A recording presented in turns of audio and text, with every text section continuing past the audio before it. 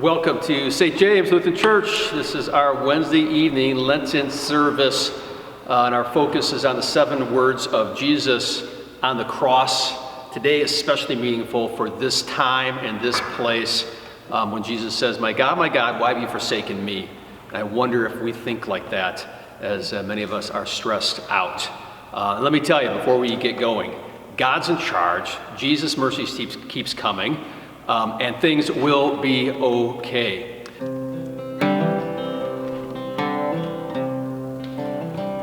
Your only Son, no sin to hide, but you have sent him from your side to walk upon this guilty side, to become the Lamb of God.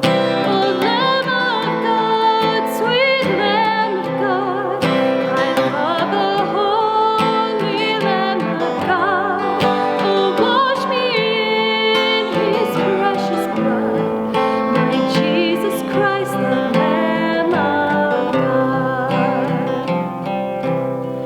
Your gift of love they crucified, they left and scorned him as he died.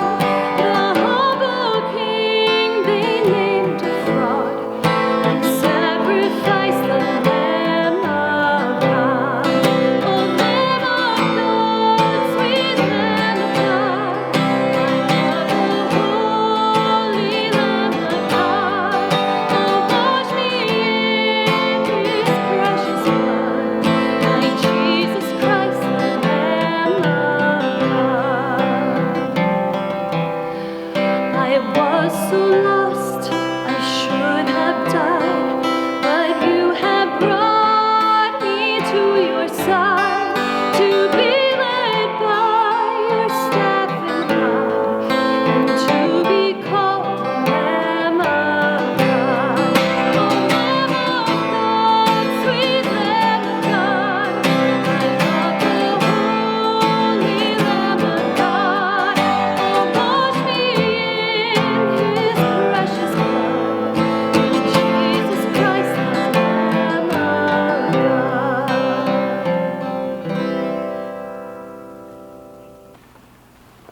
My God, why have you forsaken me?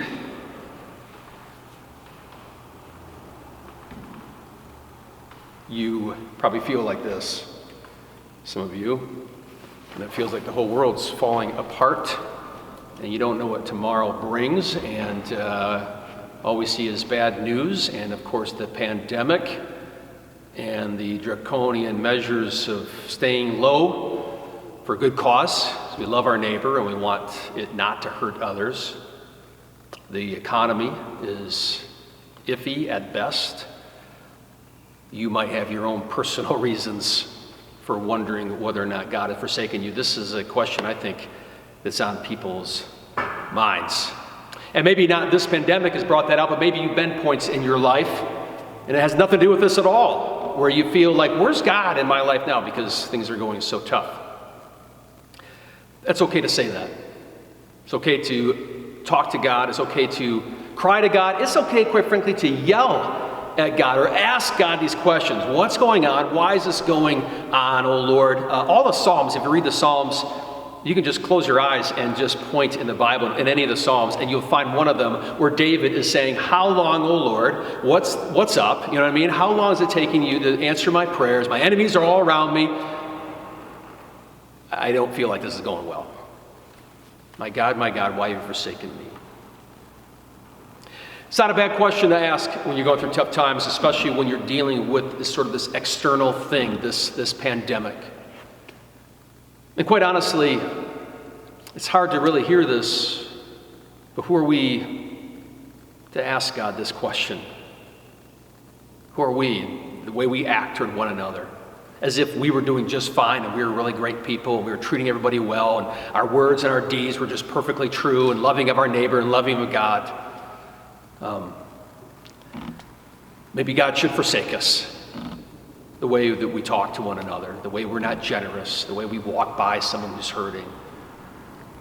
And I think in a general sense, not specifically God uses times like these to bring us to repentance and to forgiveness and to draw us closer to him. And that's okay. It doesn't mean he's mad forever or angry forever, but it's a time of correction. And I'll bet some of you are thinking like that too. My God, why have you forsaken me? But let me tell you, if you're really wondering that, if God has forsaken you, if he's forsaken people, maybe humanity,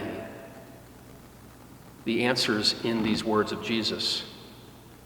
Jesus is the one that says this. My God, why have you forsaken me? And those very words that Jesus speaks as God's own Son actually answer the question that you might have. Has God forsaken me? Does he not like me? Does he not love me? Jesus speaking these words, the only Son of God, the one who did love his neighbor himself, the one who did love God, because he's saying that is proof that God has not forsaken you. The very fact that Jesus is saying this, because he's bearing the forsakenness that we deserve. He is actually carrying it all. God actually turned his face away from Jesus because for a moment, when God looked down upon his Son, he saw a sinner. He saw all of humanity and all the dark things that we do and think and in our heart. That's what he saw, and God turned his face away from his only Son instead of turning his face away from you. So when you ask that question, has God forsaken me? Jesus on the cross and Jesus speaking the words is proof that he has not. Quite the opposite. But he loves you.